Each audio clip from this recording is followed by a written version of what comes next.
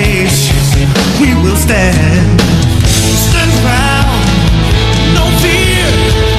Yes, clear. I believe in you.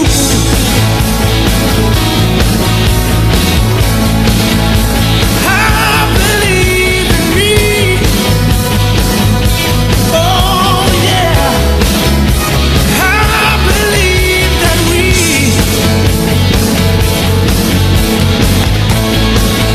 can make this dream a reality. So you have Out for Justice today, and you have It's done unto It's done unto you as you believe. It's done unto you as you believe. Welcome to Patrick Henderson's Meet the People on WOLB 1010 Baltimore. Good morning, Baltimore. We're so excited about being here. Y'all called us. I put the mic up, and Jason is still in here producing and reducing as he normally does so well. Please say hello to my co-host Wayne Oman Rob. What it do, family? And our co-producer, well, our producer, really, Mr. Jason Rodriguez. Good morning, Jason. good morning, Baltimore. Good morning, family. Good morning. And also to, I can't call him the griot, I can't call him an old man because he and I are not that far in age. Mr. Leo Burrows Jr. Good morning, Leo. Well, praise the Lord and pass the ammunition for justice. At the train station, but I got a feeling he ain't gonna want to go nowhere by the time we get started. So many things are happening in the city that we'd like to make you aware of. As many of you know, the NAACP is here for the whole week, I understand, and in their convention. And I heard Senator Young on his show this morning bring up the question as to why nobody from the national office called in for airtime to talk about the event. Well, on yesterday, on the front page of the Baltimore Sun, NAACP considers a faster pace. In the Twitter age, some criticize group for not responding more quickly. As protests intensified after the police shooting death of Michael Brown in Ferguson, Missouri 3 years ago, DeRay McKesson had a thought familiar to many civil rights activists over the years. He says, I remember being in the streets of Ferguson in the earliest days. We just knew the NAACP was going to come in for us, the Baltimore-based activist said. And then it didn't happen. Many of us realized we had to be the people that had to fight for us. McKesson would emerge from those protests as a leader of the Black Lives Matter movement, which itself would emerge as a major voice in the struggle for racial justice. The NAACP did play a role, just one removed from the chaotic, confrontational scenes broadcast around the world. A local chapter worked behind the scenes to protect witnesses to the shooting. Later in the year, after a grand jury declined to indict the white officer in the killing of the black teenager, its national leaders organized a Selma to Montgomery-style march. But as protesting has shifted in recent years to rapid response efforts and social media campaigns, the nation's oldest, largest civil rights organization can come off as lumbering and are missing in action. Its size and the weight of its storied history unwildly in today's fast-paced, fast-twitch political arena. I just thought that was very interesting, and I'm hoping to make it down there and maybe to hear some of the speakers that are going to be there. As you all know, you all's president, number 45, declined to go, and so that should be a sign he doesn't want to hear, and I'm sure he didn't want to come under the scrutiny and the derision, in other words, the put down of some of these tactics, like $800 billion being cut from Medicare. And we know who that's going to affect: elderly people, black and white. They're cutting money. Put that guy Sessions over the Department of Justice, made him their state national attorney. And what is the first thing he do? He's tearing down all of the laws that Obama had put in place. Now when they stop you and arrest you without charging you for a crime, they can take your property again. So we just realized that, we're entering back into the dark ages with 45. Yeah, I refuse to say his name, because if I do, I'm going to call him a Trumpanzee, kin to a chimpanzee. So to keep from all that happening, waste of my breath and your time, I'll move on. That's one thing I wanted to bring your attention. And one other thing, and we're going to get right to, we got special guests today. I wanted to talk about the pot sites raise tension. Neighbors oppose medical marijuana dispensaries. Jeff Siebert was having trouble renting out his shuttered flower shop in Baltimore County. Finally, a real estate agent found a potential tenant, a medical marijuana dispensary. Siebert signed a 5-year lease with the firm, which wants to sell cannabis tinctures and oils and other products to patients from the Nottingham property. The 69-year-old who lived 3 doors away thought the business would be a good fit. Some neighbors disagree. They worry that the dispensary could attract crime and say it doesn't belong near homes or potential school sites down the road. This month, their county councilman introduced legislation that would change local zoning rules for marijuana dispensaries, potentially blocking Seifert's tenant from opening his business on his property. Well, I'm not going to spend a bunch of time on this, but I want you all to go, and I want you to Google Denver, Colorado. Denver, Colorado, the state of Colorado. That is what has happened since the legalization of marijuana there. Unbelievable. All schools are now funded. Building small homes for the homeless. Police are being paid through this money. The city, the state is sending people who live in the state money back because they're making so much money they don't know what to do with it. The unemployment rate is down to, they need 16,000 people, 16,000 jobs open simply because this market is open. And here we have people talking about these sites. They're only selling the medical marijuana, which has been proved to be not only a cure for so many diseases, but one of the greatest ones being is that these children that have seizures, this woman, I read this report the other day, her baby had these seizures so regularly that they thought he was going to snap out at any moment. She took some of that marijuana oil and put it under that baby's tongue. That baby then slept for 16 hours. And for the first time in that baby's life, when that baby woke up, that baby said, "I'm hungry." These old wives' tales, these old lies about what marijuana does, about its effect. Nobody has ever died from marijuana. People die daily from drug overdoses. People die daily from alcohol. But they want to see, the whole stigma came about was because they said that black people did it and we used it, and we was going to be raping white women. Yeah, black and Mexicans. And Mexicans. This is the whole thing, to stigmatize it. When marijuana is safer than just about any. It's not a drug. It grows from the earth. God made it. Okay? I mean, but they put the stigma on it. Go ahead, Wayne. My thing is that, we have so many of our family members dealing with various types of pains. Yes. Various types of illnesses. You know what I mean? And it's like, for the pharmaceutical companies, of course, they don't want marijuana legal. You know what I mean? Because it would cure and help to deal with so many issues. High blood pressure, diabetes, cancer. Let's just keep going. Opioid treatment. They're finding that it's been a good way to use for opioid treatment. Let alone clinics are starting to use it. Let alone the companies that are fighting to keep their money. You know what I mean? I'm talking about simple stuff like pencils. You know what I'm saying? We could be making pencils out of, instead of using trees. Right, hemp. Yeah, the hemp is the clothes. You know what I mean? Clothing. Like clothing, everything. What's crazy is that this country had a history of hemp farming. It was a George very Washington. profitable. It actually was the other commodity, the other crop in this country besides cotton. So, it just interests me, flabbergasted me that based on this war on drugs on this country, that we take certain products and certain services, out of the market that truly have municipal properties, have industrial properties, economic properties. Economic. So it's just people don't realize marijuana, high blood pressure. They have found, you're talking about depression. They found in Colorado, since marijuana has been legalized, the prescriptions for the drugs for depression has dropped by 30 to 40%.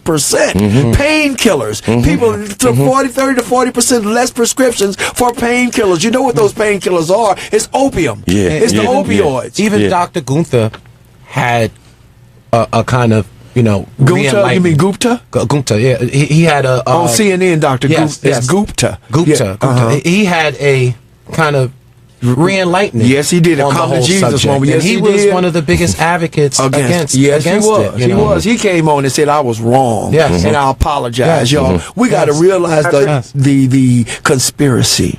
Go ahead, Leo. Yeah. Yeah, I fully agree with what you guys are saying about medical marijuana and its therapeutic medicinal properties. But I want to call attention, and I don't want to get off track, but I just got to say that in the state of Maryland, we never got the special session that Cheryl Glenn, the head of the Legislative Black Caucus, was talking about.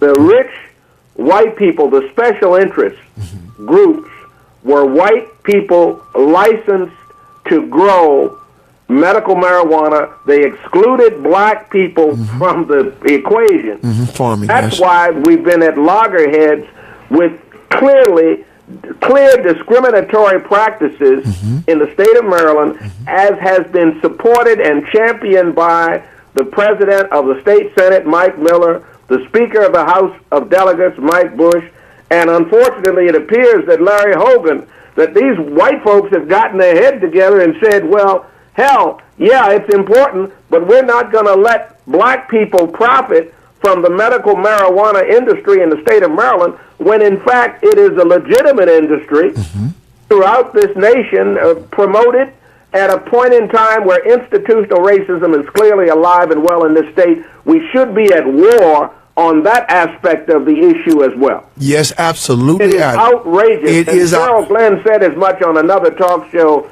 the other day, that they're telling her that this may be when the General Assembly goes back into session in Annapolis in January, then something's going to happen. I don't understand why the NAACP and all these other organizations aren't speaking out against the economic discrimination aspects of medical marijuana industry in the state of Maryland. Yeah, I agree with you. And that's one of the ways that they're saying that they're always behind. They're always late to the party. And that's why people don't want to join and people don't call anymore. I was shocked. We haven't heard anything from Tessa.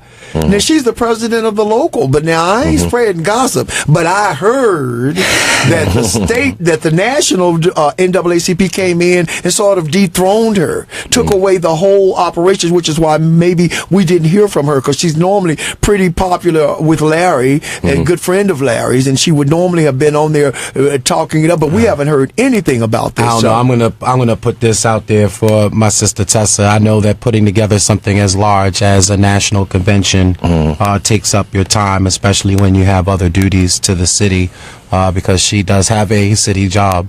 So I'm pretty sure that she was consumed with nothing but the convention, and truly didn't have time for anything else unless there was a direct media person, which I don't think there was. Again, you have to remember that, we like to complain about the NAACP, but again, this is a volunteer kind of based organization. Nobody get paid. Nobody gets paid. Them people, it's all them presidents and all them. None of them don't get paid. The local chapter does not get paid. Everything that they wait a minute, but y'all heard what he said. He said the local. Correct. That Correct. wasn't my question. The director, though, the executive director gets paid. But that's different. But I'm saying at the level, like, Hassan, who sits on the criminal justice committee, he doesn't get paid for that. Those that sit on the legal committee, they don't get paid for that.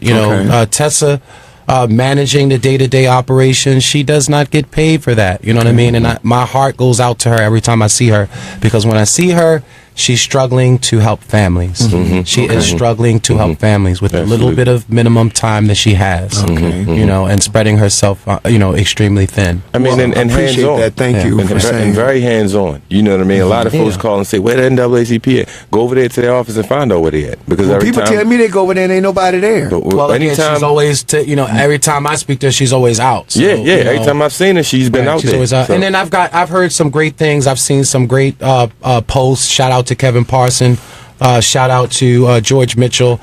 These folks attended the NAACP event. They posted pictures. They talked about the convention. And they were very proud and very pleased with what Tessa had put together as far as the NAACP is concerned. So there may be some pros there may be some negatives, but again, You say that well, I'm not bashing her at all. No, it's not that. It's just I just want to just emphasize the importance of putting together something as large as the national convention. It would be time consuming. I wouldn't want to be doing a bunch of media. I would want to be working on getting my convention together. Leo, you were saying? Yeah, I'm a member of the NAACP this year, and I believe I'm correct to say that tomorrow night at 6 o'clock is a regular meeting. It's normally the last Tuesday of the month at the Senior Citizen Center on Liberty Heights is a regular meeting. I think they're still having their regular meeting tomorrow night. I will tell you this, that with regard to, and I brought it up at the last meeting in June, that this matter of the African Heritage Festival, African American Heritage AFRAM, yes. Being held in Druid Hill Park on Saturday, August the 12th, was concerning to me, and I brought it to Tessa's attention and to the members of the local chapter because we have been downsized. Well, all right, Leo, all right, I don't want to go there. That's not something I want to talk about right now, but I'm going to tell you my feeling about it. I hated going downtown. That concrete was hot as doo-doo. Stanky. It was uncomfortable. To be in that park, in Druid Park, to me, to be in shade with green grass, to me, is where picnics and this sort of thing should have been held. Miss Hughes had the Stone Soul picnic there for years. And it was a wonderful occasion. You could wander out amongst the woods and the little animals, and the zoo was there. We had very little issues. Exactly. It was much more comfortable. So I understand people are saying they're thinking of it as a demotion, but I think it was an upgrade for us. I'm talking about from 3 days to 1 day. Well, that ain't cool. That's not cool. All right, I appreciate that, but we're going to move on because I have our guests here, and I'm excited about them being here. I want to put forth a philosophy about the word liberty. Liberty is freedom. Freedom of thought, freedom of actions, freedom, and you ain't going against the law. But you have the freedom to use the processes of your mind to bring about the things that satisfy you, because we are entitled to life, liberty, and the pursuit of happiness. Ain't nobody gonna give you the happiness, the pursuit of happiness. And so if you have liberty, it spurs your curiosity.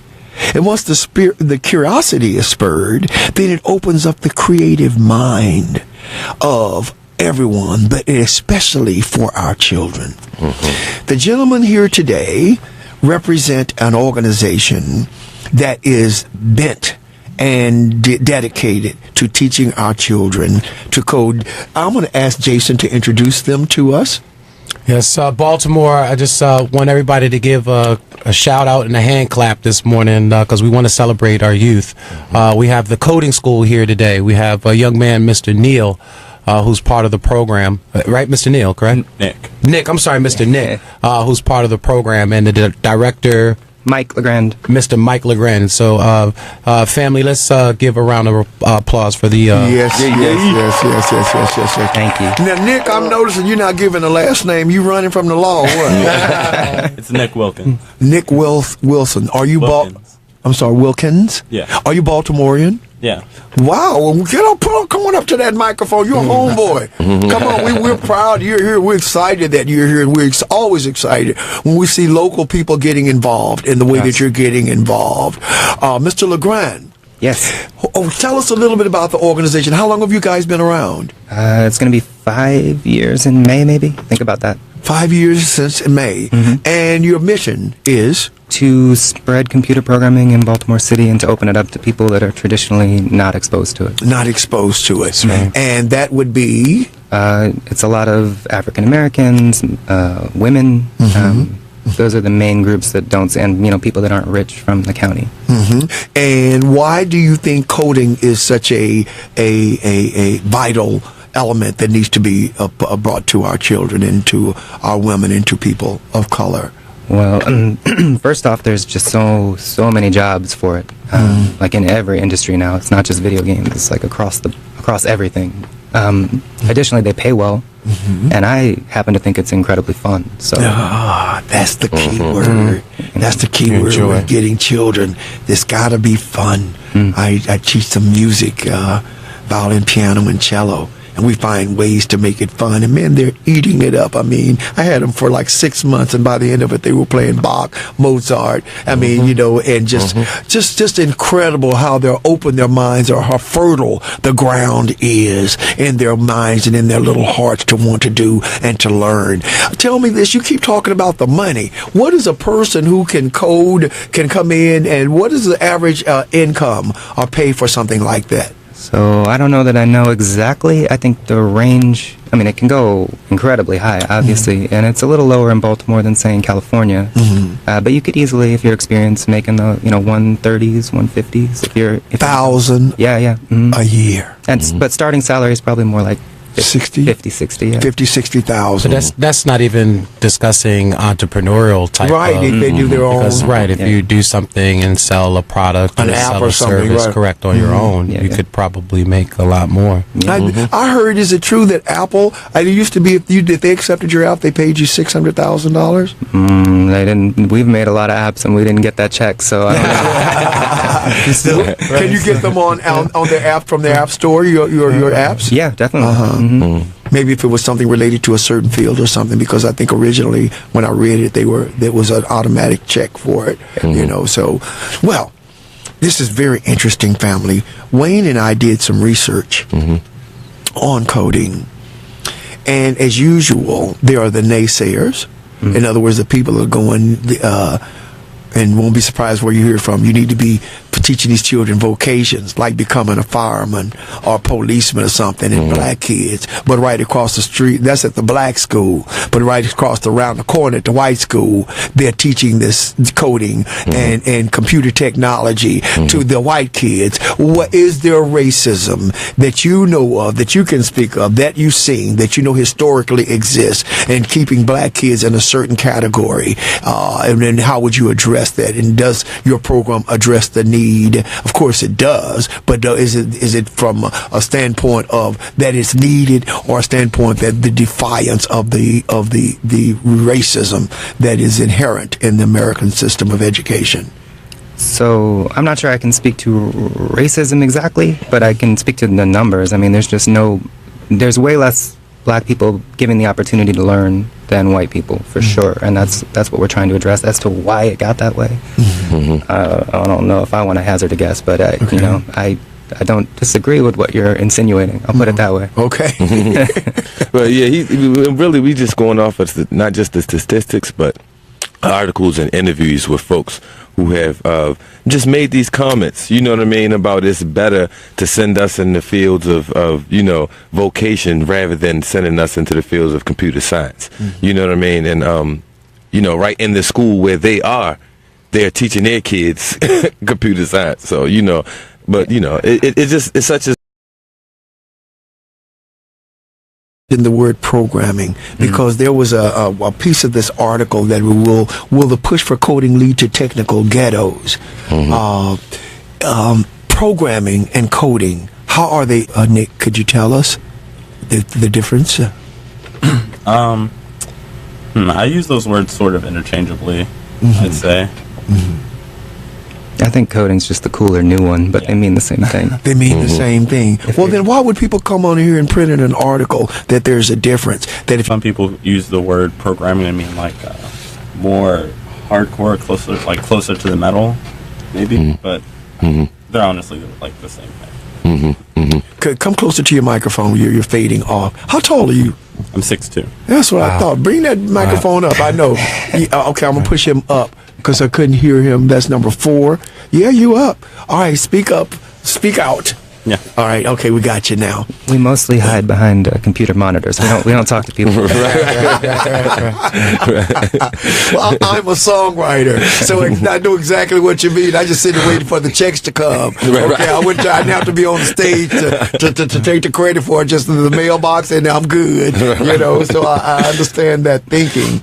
What Bob describes in K-12, practice of tracking and ability grouping, labeled a modern-day form of segregation for guiding white students into honors and college prep courses, while Black and Latino children are sorted into vocational and remedial classes. Similar issues seem to surface with the new trend toward career academies becoming popular in some school districts. In Pensacola, Florida, school officials earlier this year lauded a firefighter academy at Pine Forest High School as a feeder for trained employees. 61% of the student body are children of color and black and economically disadvantaged. Students make up the largest racial group at 44%. Nearly 6 out of 10 students, 58%, are economically advantaged. About half of Escondido County public school students are enrolled in workforce academies in a district where half the population are students of color. These kinds of patterns can lead to bifurcation of pathways. Bifurcation means two different ways, said Bob, where students of color are tracked into certain jobs while their white and Asian counterparts earn 4-year degrees. To avert the risk of what he calls technical ghettos, all students must have access to an expansive computer science education with a quality math program, he said. It is a myth to think that students can simply learn to code and flourish without a minimum level of mathematical sophistication. Further, he recommends combining the endless array of out-of-school programs for coding and hackathons with learning opportunity in school. Brown echoes this point, adding that coding to the uniformed can take many forms, but you simply cannot learn the analytical skills without a formal and rigorous education. Do you agree? I don't agree. No, I think we have a lot of people that I work with right now. Helps. I mean, we're not discouraging people from getting that. And the math comment hits a little close to home, Nick, doesn't it? Yeah, I'm going to be taking Calc 1 this semester, and I mean, even before when I first started programming, I haven't done a whole lot of math, but I can still, write code and make programs. Yeah, see, that's what I'm talking about. I don't have a degree in music. I couldn't learn to read it because my ears were so big that once I heard it, I could almost play it verbatim. So my parents couldn't find a piano teacher for me, right? But the 68 years of my life, 63 years of my life, I have done nothing but music. And I live from it, and I still make residual income from it. But not only that, I'm the head of the music department at Liberty Elementary School, and I don't have a college degree. I did a program, worked for free for a year, and the program was so incredibly done and so effective that the principal says, we're bringing you back the fall, we're getting grant money, we want you to do this for the whole school. That's Joe Manco, right? Joe Manco. You know Mr. Manco? He's Give me 5 back there, Jenna. Give me some. He knows the man. He is the man He's a city in this hero. city. Yes, he is a city hero. He is. Yes, give him a hand. Yes, what he did. And Kim Trueheart. Yes. Those two people. So I'm happy to hear that you are already familiar with them, and he's one of the people that looks for the talent and the gifts. Go ahead. Well, I'd love to give him a shout out because he actually got this whole thing started 4.5 years ago. And his sons were born after the start date for school. One of his sons went to Liberty, the youngest, went to Liberty.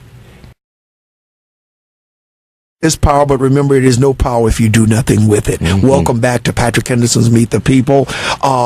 And this is an opportunity for me to do a shout out for Liberty Elementary School. You just heard Mr. LeGrand say that when he went to Liberty, the principal gave him an office and a space to do what they needed to do, and I'm a witness to how effective that program has been. Now, if you have a child from pre-K, I think pre-K is closed now because they have all the students but from kindergarten through the 5th grade, if you want to send your kid to your child the same way they came, they will not leave there the same way they came. I recommend highly that you call Liberty Elementary School and you get your child registered at Liberty. There is no better school in this city. I am telling you from pure experience, and historically, you will not find a greater school than Mr. Right, we're going to keep going here.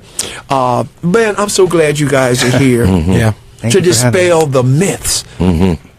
About what it is, because the one thing I have Get lost. I was so pissed off at a family reunion just several months ago. I was invited. Young man, he comes.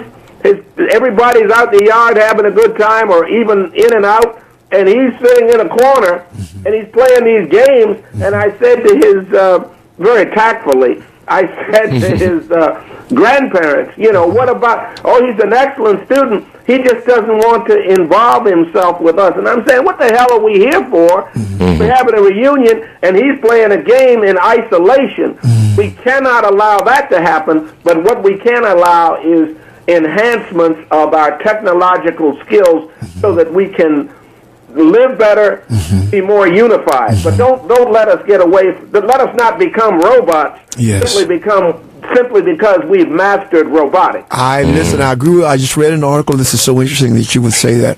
It talks about the addictive effect of these phones. It talks about that what is it when you're running and there's dopamine? Is it dopamine in your brain? It says that you get so used to looking at that screen, you'll type something in and you got to get back to seeing how many views you had, how many comments you had, and it becomes addictive and you find yourself. And I had to think, because I'd be falling asleep with my phone laying on my chest. I live alone though, right? Ain't nobody on the other side of the bed, so I mean, you know what I mean.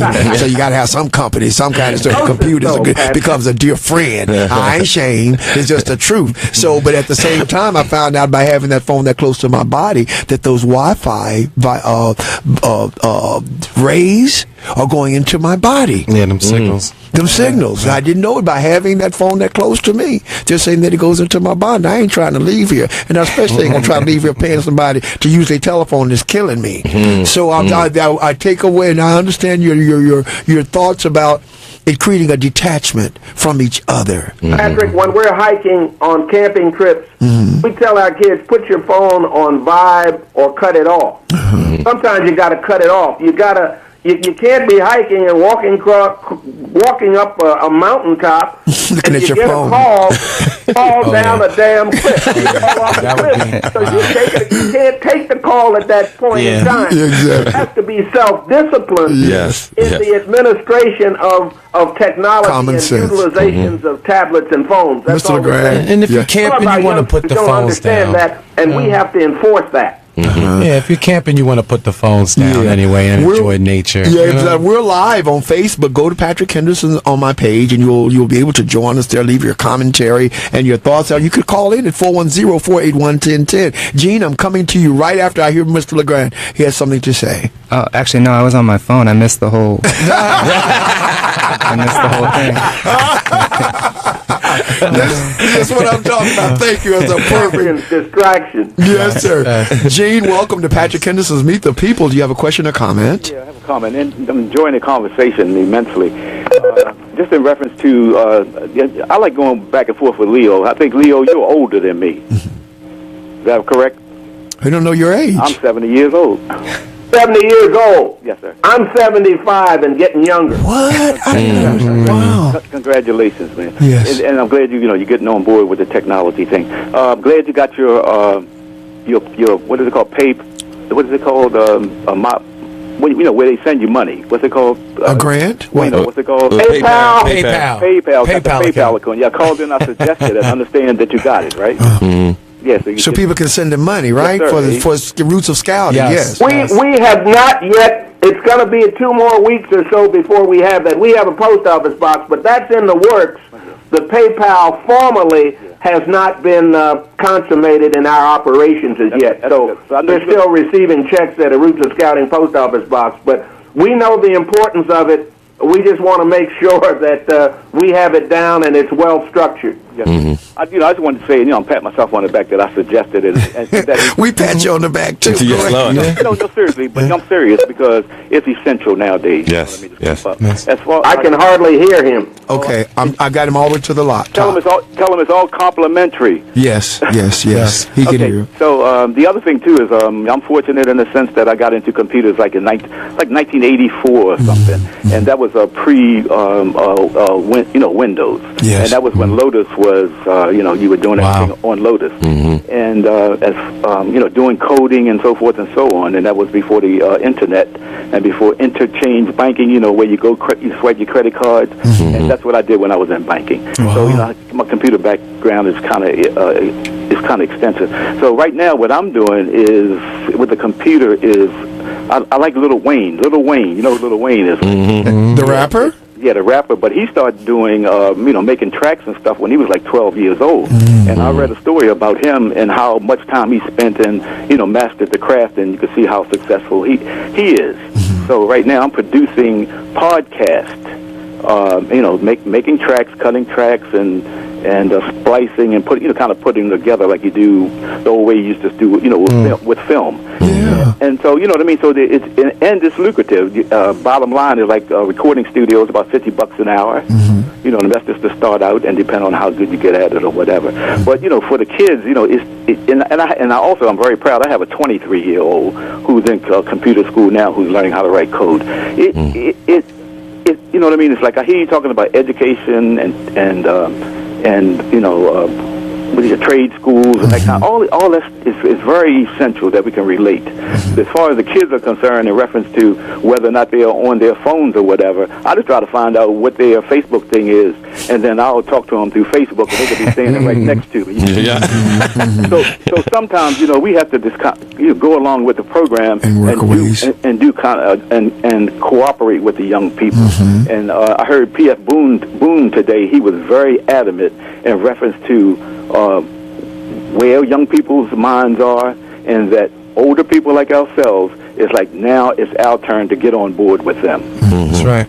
So I listen to you guys every week. I might not call in, but I'm enjoying the show today. Well, thank you for calling in. And I wanted to ask you one thing though. You talked about splicing. As you know, I'm a music producer, and man, when you said the word splicing, I had a flash before my life because the nightmare of having to try to splice something, a piece of tape, and you got to number them, then you got to remember which one goes where. But with this technology today, that is not an issue. But I got to ask you one more thing. When you think about the young people, and as you say, who are not willing to come and do as we do, they're saying, you're going to do as we're going to do, and you're going to acclimate to the way we want to do it. And is that good? Or is that bad? I think it's good because remember when we were young and how powerful we were and how we would not do what the older generation wanted to do, and we did what we did, and we changed the world. Yes. And that's what they're going to do. Yes. You have to remember that. It's like trust them. Trust them that we're giving them the right information, and that they're not stupid at all. No. They're very smart, and they're gonna come to some conclusions that we never thought about how to solve our problems. Absolutely, Gene. So you have faith in young people, man. Yeah, you got to, man. You got to almost put all your faith in there. I read this book called The Color of Jazz, and I always wonder why they always young people. Everybody hire jobs. They want to hire the young people. Yeah. Why? I hope Leo can hear me, is because he's 75 years old and he's putting his footprint on these young people. Yes, you know, for decades. So it's powerful, man. It's like, Leo, keep up the good work, man. I'm proud of you, man. Yes, I wanted to ask. Thank you so much, Gene. And you guys, all you guys too, man. Thank you. Thank you, sir. The reason they say that they hire the young ones is because they're unfiltered. They're new thinkers. They're not jaded, all caught up in the way you've been doing it. They're going to think of another way to do it that they might not have heard. Yeah, maybe so, but what if? What if? And Patrick? Yes. I think it's important that older people be open to learning. Yes. You never get too old to learn. And although I have some leadership skills, I'd like to folks to understand that I can be and am a follower in many circumstances. Conversely, young people have to understand that they're standing on the shoulders of their parents and their elders. And to the extent that we can share information, share the wisdom of the elders and share the knowledge, the new learning techniques of the youth, then we forge a greater bond of unity as a consequence thereof. My question is, just to remind you, Pennsylvania Avenue at one time in the 1930s and 40s had plenty of black businesses in Baltimore City. We had more black businesses back then than we have now. All I'm saying is, keep your eye on the prize in terms of how we forge greater unity using technological skills and advancement to ensure the empowerment of African people everywhere in the diaspora. Absolutely, Leo. I'm going to give. If we can't do that, then we're dead. We're dead. Don't say, boy, get away from me. Stop asking all them questions. Say, ain't you got a computer, son? Go over there and look at it, Google it, and find out. We must start opening the door to the questions in their minds. Start listening beings and as being worthy of your time to listen to them. There's a big shift coming. It's already here. And as the gentleman said, these kids ain't coming to us, so they don't care what some of us think. And the reason they don't, because they know you stuck in the way that you did. Some of y'all say, well, I turned out all right. My parents did me that way. No, you didn't. Wayne brought up a point the other day. So some of y'all wanted to be scientists. Some of you wanted to be doctors, and you working somewhere with a forklift. No, you didn't turn out the way that you wanted to. You got shut down. And they say when children get shut down, when you constantly tell them to stop asking me all those questions, it makes them ashamed to ask.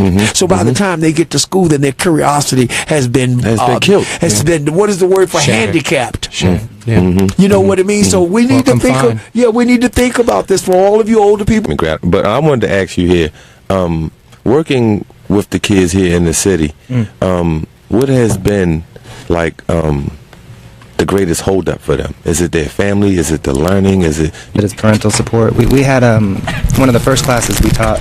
Sorry. We had these weeks and weeks of build-up where these kids were all working on a project together, and at the end of the day, maybe 2 or 3 people's parents came up for the big celebration to show them up. So yes, go ahead, Pat. I just wanted to make that point clear. I want to get some calls. And Sharon, welcome to Patrick Henderson's Meet the People. You have a question or comment, sweetheart? Yes. How you doing, Patrick? Very well. Hey, Sister Queen. How y'all doing? You have a question? Come on. How you doing, Sister Queen? I was wanted to call and let y'all know that all my grandkids, all of them know how to use computers. Even the little young one that's 3 years old, she's on a little website for little babies called Sprout. Okay. She know how to use that. Then I have another little grandson. He's about 9 years old. He's real smart, and he had this app where he could have characters like from out the movies be in my living room. So he had this app where one of the characters from Star Wars blew up my TV. And I had to laugh, and then he had the spider crawling all on my looked like it was crawling all on my sofa. And I got scared of that. And he told me that he wanted to work for Pixar, the people who make Toy Story. Yes. That's what he said he wants to do. Yeah, well, you're letting them do it. See, this is what I'm talking about. They just as smart as me, and me and my husband, we trying to catch up with them. We got to call them for help. They say that the kids get their smarts from the mother. Okay. Well, no, they proven it scientifically that the smart moms breeds some smart kids. So, guys, I'm telling y'all, think before my you grandmother sleep. told me when I was young to breastfeed, and that's where the smartness come from, the milk. That's what my grandmother said. I don't know about nobody else. What is your natural essence going into your child? What a great story, and I just love it that he's smart enough to have you running from in your house and know it's just imaginary. That he can get it so real that it makes you wonder and marvel at the wisdom of this child. Thank you, Patrick and Wayne, Mr. Leo. Thank y'all so much. Well, thank you for calling in. Bye-bye. Love you. We appreciate that. Brother Carlos, welcome to Patrick Henderson's Meet the People. You have a question or comment, sir? Yeah, good afternoon, and to you, all your guests, and all the valuable information. Good afternoon. You rang your full. Can you hear me? Yes, sir. Oh, okay.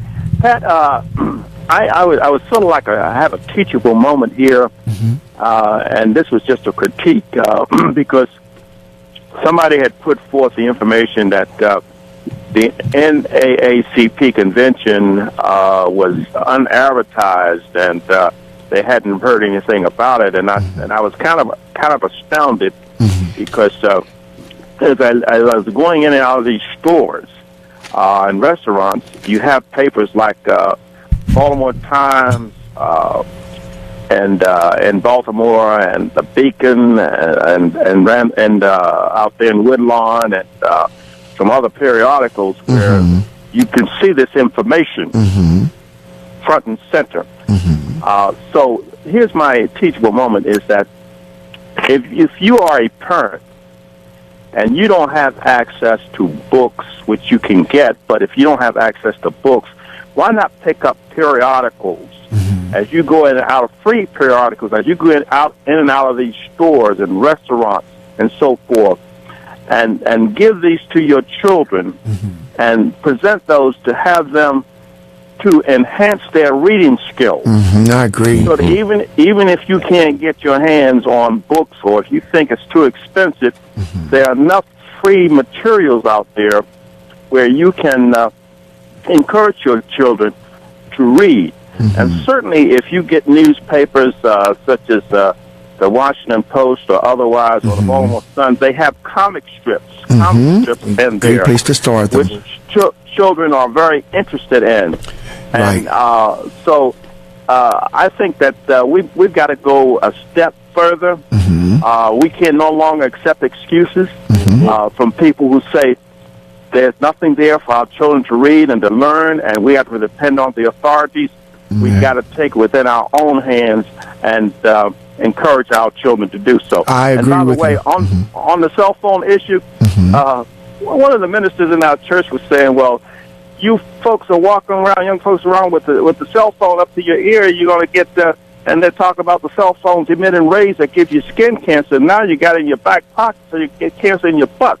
So you better watch out. You better watch out and keep those cell phones away from you for at least a period of time where you don't have that issue. Thank you. Thank you. Thank you very much. But Carlos, I want to say one thing to you. See, the problem is that most of us don't have time to read. None of my kids that I've ever tutored, and I've been tutoring for the past 2 years in reading partners, when they come in there, they hate reading.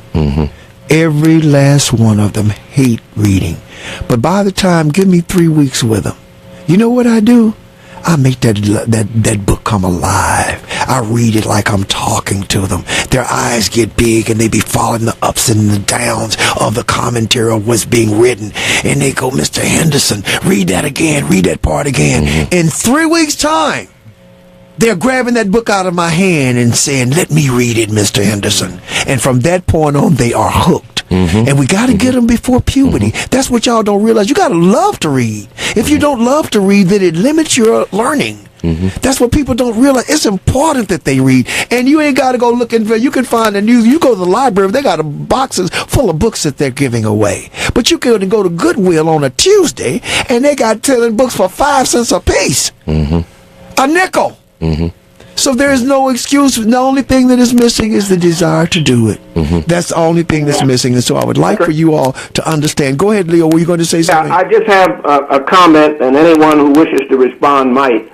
And that is to say, how important is African heritage and culture in the life of the adults and the children who are part of our radio family? Right. And Congressman John Lewis said at the time of the inauguration that we should boycott that inauguration because of the misdeeds of Donald the actor Trump. And of course, subsequently, the convention, the National NAACP convention, invited Donald Trump to come to speak. He thumbed his nose at them. Again. Given the fact that he has no character, he disrespects women, he disrespects blacks, why should we give him a seat of honor when he is not honorable? Yeah, so we could bash his ass. You got to be careful about who you invite. I know the tradition, but we can't be traditionalists when we're dealing with a rattlesnake. You shouldn't have said a word. I'm just praying and hoping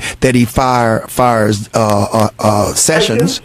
Man, this guy's finna take us back to the dark ages. Y'all don't realize we got to get that man out of there. But I'm scared if he fires him, then he's going to have a reason to fire Mueller. Which is going to throw us in a constitutional, because then there's going to be grounds for impeachment, because that's obstruction of justice. He wants to be king. Yeah, he wants to be king. All right, now I'm going to keep. Want a Congress or all right, I got to get moving here. The only decision maker. I agree with you. I didn't realize that these gentlemen sitting here built an app. It's called Bad Batch Alert.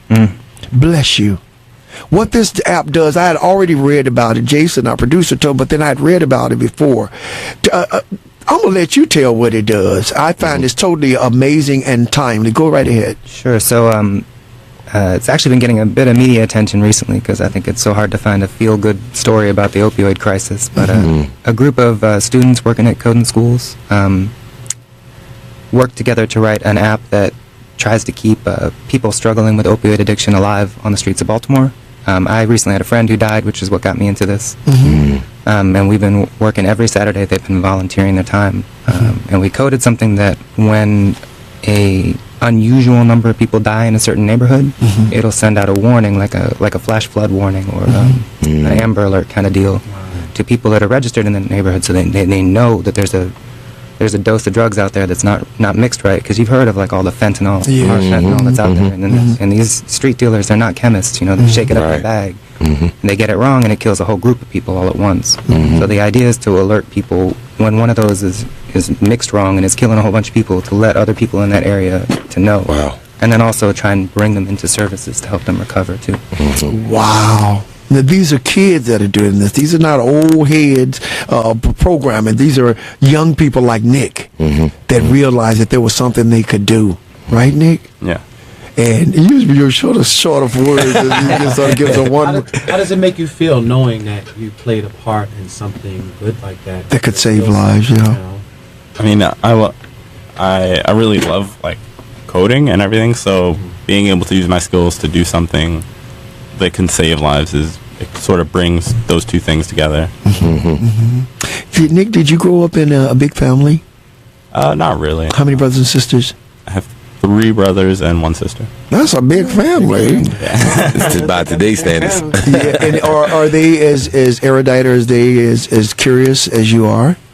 I'd say my brother he's one of them. He's he does more so hardware. Okay. And your sisters, were they creative or are they not into the technology? I feel like my sister got into it a little bit, but she didn't stick with it. But she is she's aware. Yeah. But if they came to you, of course, you would be more than willing to share with them. Yeah, I love teaching people. Can I ask, do you think she benefited from learning coding? Yeah, I'd say so. Even if you don't continue like down that path, I feel like it changes like your way of thinking. A lot of people call it computational thinking. And it just helps you be more analytical. Okay. Yeah, it does. Absolutely, it does. Well, callers, we got Mark C. Mark, y'all are listening to Patrick Henderson's Meet the People on WOLB 1010 Baltimore. You can go to my Facebook page and look up on us, as they say it in the Bible. I got on my favorite blue shirt today, in case you didn't see it. And we're here, and we're excited about it. And we're going to take this next call, and then I was just thinking about the ceasefire that is planned for the city, and we've got a spokesman here from that. I want to thank these gentlemen, especially for this app for BB Alert. A lot of people don't know it, but I used to shoot heroin. Yes, I was a heroin addict. And I almost lost my life because some China white came into town that was deadly. And that's what they call fentanyl now. That was the old name for fentanyl. Exactly. There was no way that we could have known that it was bad. But if this app would have been on our phone, and if we were doing it, then it could have saved lives. One of my best friends is dead. Okay, because there was not an app like this. He got one of those badges, and he shot it in his neck. So I'm telling you all, this is serious, and how important it is for us to realize, our young people, to realize that they have a way of helping society and to open their minds to the possibilities through coding and reaching the broader audience of people. And then also that people do recover and make a positive impact on the community. It's not a dead end. If you can stay alive and you can recover, you can be someone like you. Man. Thank you, just for what you guys are doing, and you don't go nowhere. And I ain't through with you yet. Mark C., what do you have to say today? How are you, sir? Hey, how y'all doing, man? Big bro. Hey, look, I know all you guys, y'all got degrees and stuff. I need y'all answers. No, we don't. No, but keep on going. We're going to give you what we got. We're going to give you what we got. We ain't all got degrees. Okay. Well, I only got an A degree from CCB. So somebody called me up, right? And they a friend of ours, and said something positive, that we were precipitating the program that I was talking about. What that word mean, y'all? Reciprocating or repeating? What'd you say? He said it was precipitating. He said you're precipitating the program. Y'all know the guy I'm talking about. He said y'all precipitating y'all program. I'm still working on bifurcate. I ain't have a clue what he was saying, but I'm just joking with y'all. But I mean, he did say that. But Kim Trueheart, I was just listened to her, guys, and you know, the state's attorney, she was at our church last Sunday, and Pat, she said between 6 and 9, she said she was prosecuting 13 and 14-year-olds for murder, and between 6 and 9 is when the young people get in the most trouble. So they're having the pop-up events, and they're having one that you guys placed at Liberty, yes, Liberty Rec to this Friday from 6 to 9 p.m. But one thing that she was saying on the other show that I kind of don't agree with, and I understand her frustration that we need, you know, City Hall and all that need to partner with grassroots and expand all of these programs.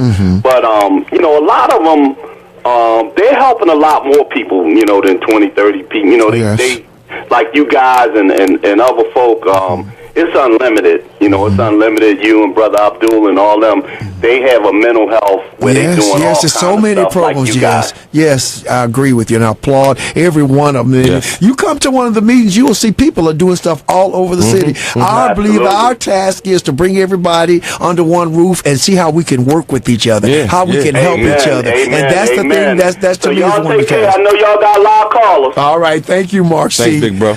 Well, we got a young lady here. I got on a case because I well, you know me, but he was taking our engineer out and we were missing calls, and I want to get you all's calls, 410-481-1010. But there is a group of ladies who are coming in without any help, without any building alliances with the establishment, who's just saying it's time for the foolishness to stop. We need to stop and take a look at what we can do. So they're proposing a ceasefire for, I believe it's 2 to 3 days. Was it 3 days? 3 days. 3 days. August the 4th to August the 7th. August the 4th through August the 7th. And it's going to take place all over the city. You can pull that microphone close to you. She's a little cutie. Thank you. And I don't mean that disparagingly, and I ain't trying to hit on her either. But she's a good-looking woman, and we're happy that she's here. Please tell us your name. I'm Nicole Hansen. Hi, Nicole. Are you Baltimorean? I am. Born, read, write. Come on, get away from that mic. Come on, bring it on up. Nicole Hansen in the building. I'm just going to learn how to do the microphone thing, so y'all got to excuse me. That's all right. We're happy that you're here. Nicole, tell us what brought about the idea to do this. So, I'm executive director of Out for Justice, and Out for Justice is a member-led, one of the only member-led organizations in the state that advocates for policy reform for individuals with criminal records, and it is led by directly impacted individuals. And what we do is we teach ourselves the legislative process and community members the legislative process, and then we mobilize to go to Annapolis and lead the policy reform we want to see. And many of those policies are ban the box, restoring the right to vote for felons, over 40,000 returning citizens rights, their rights were restored about like 2 years ago. Was that 2015? And we were on one of the leading organizations on the ground for that. More recently, we repealed the ban on food stamps, where individuals in the state who had felony drug convictions could not receive TCA or food stamps up to 1 year after their conviction. And we found that this piece of legislation impacted women the most. And so we studied this policy, and we went to Annapolis, and we repealed this ban this year. We wrote this legislation, and most folks don't expect directly impacted individuals to write our own policy, but we do. And this bill passed with no amendments. And so when we had a meeting with LNG and Erica, and that we heard about this ceasefire effort to ask folks to stop the violence for at least 72 hours. And my board president and I, Karen York, thought about it, and we were like, we have to be a part of this. But how do we be a part of this? As a policy reform organization, what can we do to support anti-violence movement? And we took this back to our membership, because our membership decides what we do, how we do it, and when we do it. It's not the cookie, average nonprofit.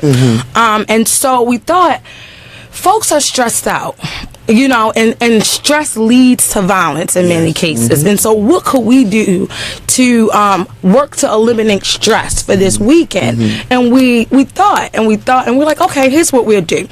what are folks stressed out about? Folks are stressed out about the fact that they have open warrants, open criminal cases where, they forgot to go to court on some petty, nonviolent misdemeanor charge, and now they're out on the run. Or folks are stressed out because they don't understand what their rights are around child custody cases and child support. Folks are stressed out. Older women, seniors are stressed out because they've been denied their Social Security benefits and they don't know how to appeal. Folks are stressed out for a number of civil and criminal matters. And so we said, we're seeking attorneys. We're going to bring attorneys to communities during the hours where crime is happening the most. And I heard that the state's attorney mentioned 6 to 9. However, Out for Justice is going to be in communities from 5 p.m. to 5 a.m. We're known for doing these overnight campaigns where we get out in communities when, it's not just people out in the day, there are people out in the night. And so we are going to target Bel Air and Edison, right behind the liquor stores, 3705. If I'm not mistaken, Urban Avenue. We're going to be back there with free food, attorneys offering pro bono consultation. We're seeking black healthcare professionals, social workers, psychiatrists. We're also going to have some drug treatment programs there, ready to offer beds to individuals who want to get treatment right then and there. And so this is going to be an amazing time. We're partnering with, of course, PFK Boom. He's from over in that neighborhood. I'm from, yes, of course. I'm from that neighborhood, and so we are delighted. Also, I got in contact with Councilman Shannon Sneed, and currently she's going to help to secure some lights for that time.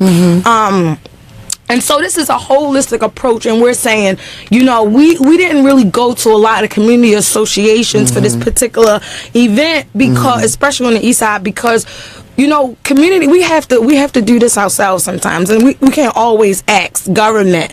We are willing, as directly impacted individuals in these communities, to take and support our community on our own, right? And then we're going over in my brother's neighborhood on Frederick and Collins. So we have deliberately chosen to go in neighborhoods where crime is on the rise. And we're partnering with Brother Jason, thank you, Brother Jason. Over in Irvington. Over in Irvington, right there in that parking lot on Frederick and Collins where the thrift store at. And we're going to bring those same resources over to the west side of Baltimore on that Saturday evening from 5 p.m. to 5 a.m. And so we're excited. We're still accepting volunteers. I don't know if I mentioned free food. So we're still accepting volunteers. And, if you want to come out and, communicate with community folks, how you can help, bring your resources, give them a number, give them a place where they can get in contact with us at getinfo@outforjustice.org. Say it again. It's get, G-E-T, the number 4, outforjustice.org. Our number is 443-692-7132. My number again is 443-692-7132. You know what? Yes, sir. I've been seeing you for a couple of years. Now, y'all will forgive me because I'm a very spiritual person. I'm not religious at all. But you have an anointing on your voice. Thank you. You have a very powerful voice. Mr. LeGrand, he said something about my voice when he came in. I always wanted to be a singer. I said, Lord, give me, I want to sing like a bird. Never gave it to me, but he gave me a speaking voice. You have a speaking voice. You remind me of Barbara Jordan. You have a very, very powerful presence in your voice. And after you told me what you saw me sitting there looking at you, I was almost crying because I realized there's a great spirit sitting here in you.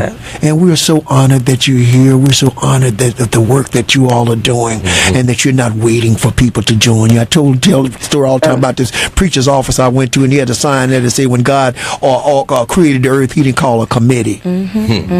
People come together to get what's done. You don't need for somebody to validate you when you know what needs to be done. And this is an attempt to show community that, you know, folks have made mistakes in their lives, and more often than not, we have rebuilt our lives and are doing great things. And so this is also an opportunity to show community that you know you can make a mistake and look at who we are, look where we are, and we're willing to come back. We were just in that community. I think it was like 9-10 o'clock at night. Boom and I and the brothers from the nation, and just walk in the community, letting folks know who we are, what we're willing to do, and even after this weekend, how we will continue to support community, continue to ask for peace in our community. So we are honored that the community is allowing us in this space. Well, I tell you what, Leo, did you want to say something? Only that I congratulate Sister Nicole Henderson and her organization, the Ceasefire supporters, for their leadership in this regard. And it's trailblazing. If we can do it for 3 days, we can do it for a week. If we can do it for a week, we can do it for a month and a year. We've got to be about the business of taking the time and loving each other more. And I keep beating that drum.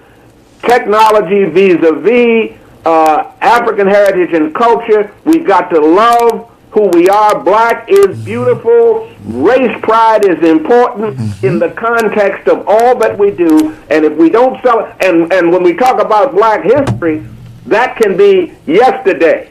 That can be current events. You know what I'm saying? It doesn't have to be 10 years or 15 years ago. It can be last week. We've got to stay abreast of who we are and love our creations more than ever. Yes, I agree with you 100%. Now, it starts. What is Alex, the set date for the?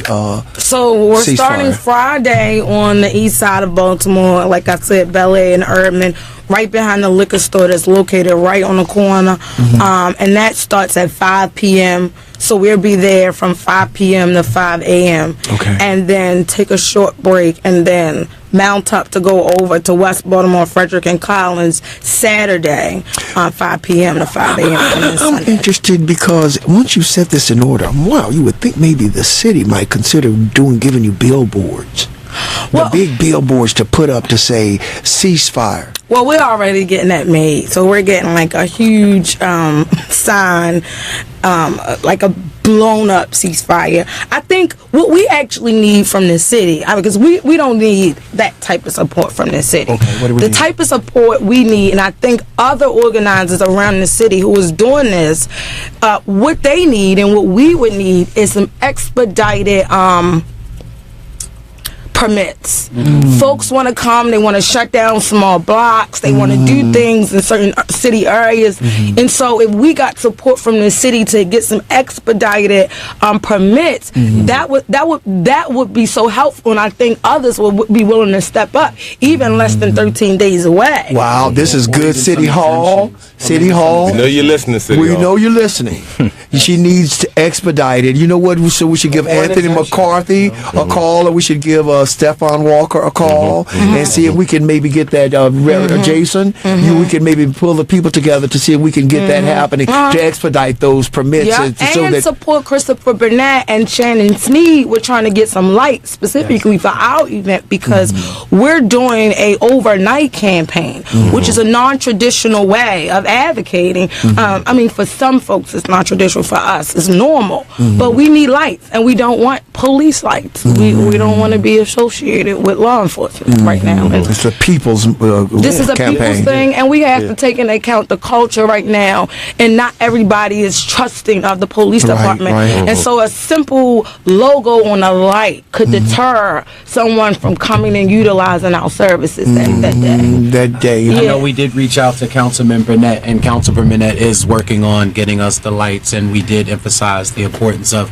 making sure that they weren't the police type of light plant. So Okay, well, I would think so. The city council people might be a good place to try to start. Sometimes they say they don't have any power there. Well, they got power when they introducing this mandatory minimum. Oh, come on! See, that's why I like you. Just keep it real. That's tough. With power there. Yeah, okay, exactly. But you can't go in and say let's expedite these permits because it's for the community to stop the killing of our people, our young people. I know you're a great point taken. We've got 9 more minutes. What else should we do to try to help you? If we say that communities, you want to be able to block off streets and stuff, is there a place? We know that people can call in if they want to do something in their community. They could call you and say, this is my block and stuff. We got a neighborhood association here. We'd like to participate. Well, I would be willing to collaborate with folks in the specific areas that we've targeted. But when it comes to letting the city know what you're doing around ceasefire, you would get in contact with Erica Bridgeforth and Ellen at what's the email? Just Google ceasefire, Baltimore ceasefire, and they'll put your particular event on the calendar. But as far as what Out for Justice needs, we need more attorneys to step up and be willing to support. We need black professionals to step up and come out of their comfort zones and come out here on these streets. How about preachers? Look at her face. I know. Don't be discouraged. I respect preachers like Heber Brown. You know, that's somebody who I would. You know, but I'm sorry. You know, what about a local church trying to do outreach? Because Beachfield reached out to us. Beachfield Baptist Church reached out to us. Sure. Me personally, you know, I'm gonna take my Out for Justice executive director head off.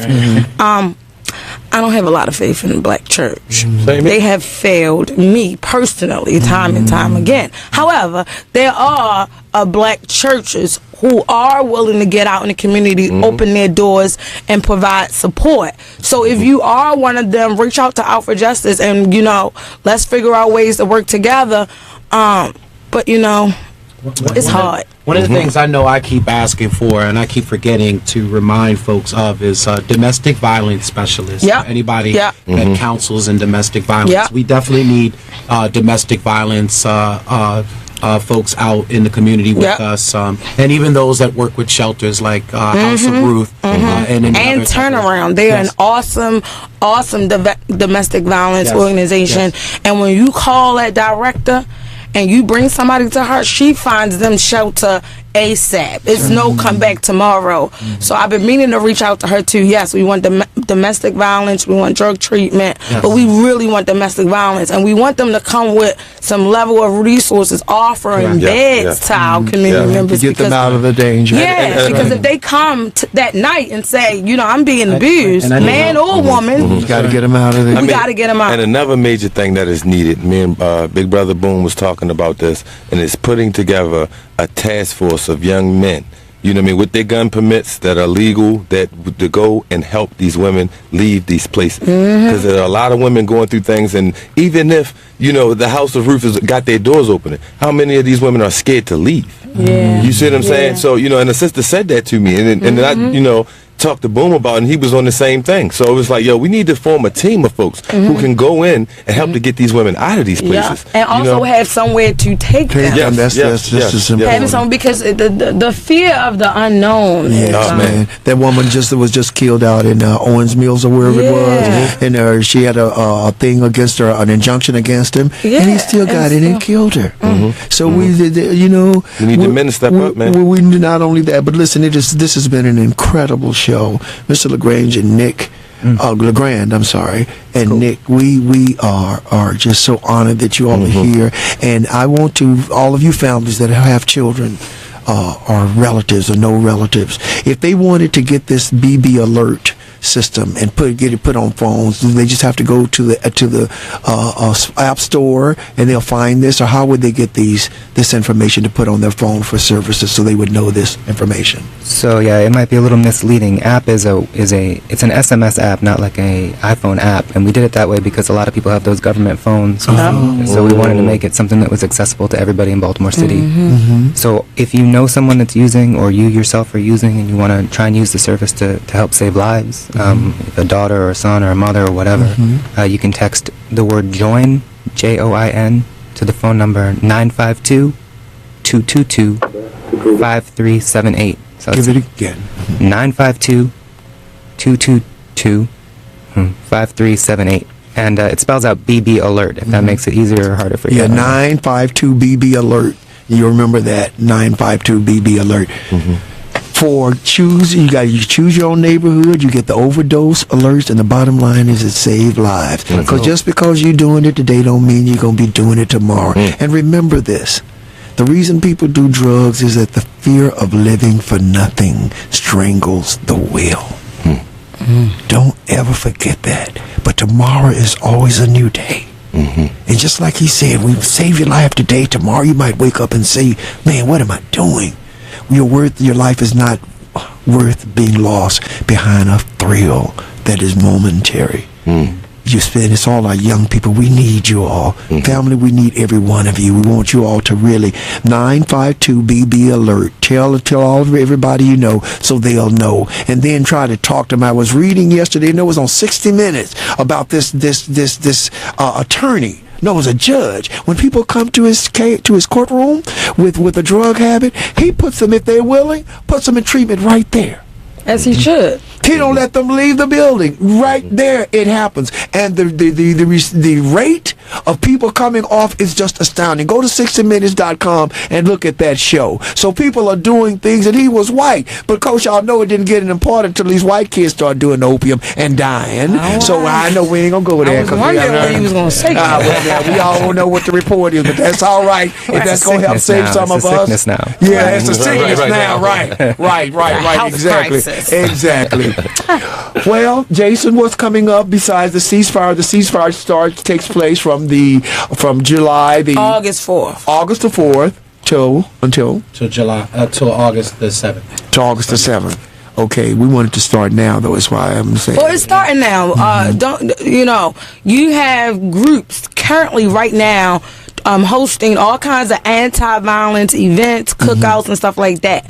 So just because ceasefire is not starting until August 4th does not mean that there are not community members already on the ground having different, pursuing anti-violent movement. They're happening. All you gotta do is look on social media. I know a woman named Miss Shalita.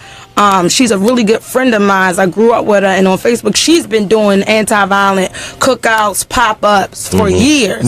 So it's happening. It's just that ceasefire is more noticeable right now. It's getting a lot of publicity right now. Yeah, and it's making it a citywide situation where everybody is doing it on the same plus time. You guys going out and passing the word and spreading the date it's anyway, helpful. it's also helpful. We try to have y'all somebody to represent every week for the past month. We appreciate that. We appreciate you all in this effort. Well, it's about that time. Lawyers.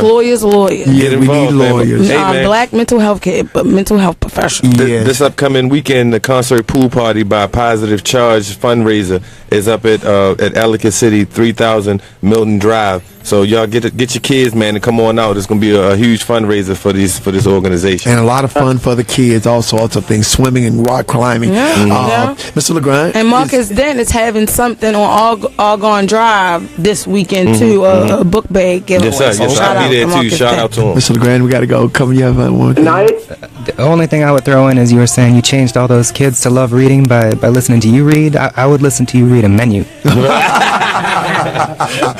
Thank you, sir. He's being humble when he says he can't sing. Gospel album, please. Thank y'all for the encouragement. Trust me, we all need it.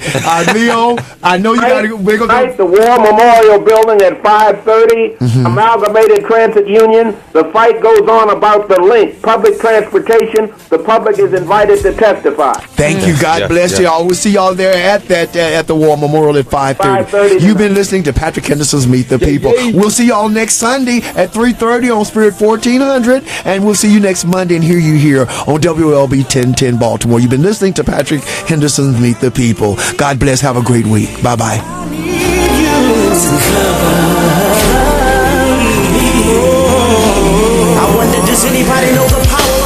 WOLB Baltimore, a Radio 1 station where information is power. BDX Live Talk Show is now heard live every Thursday from 12 noon to 1 p.m. on 1010 a.m. BDX Live Talk Show with host Lou Fields covers business news, travel, community, politics, history, special events, and special guests. Tune in every Thursday and have lunch with Lou on WOLB 1010 a.m. BDX, the live Black Dollar Exchange, is located at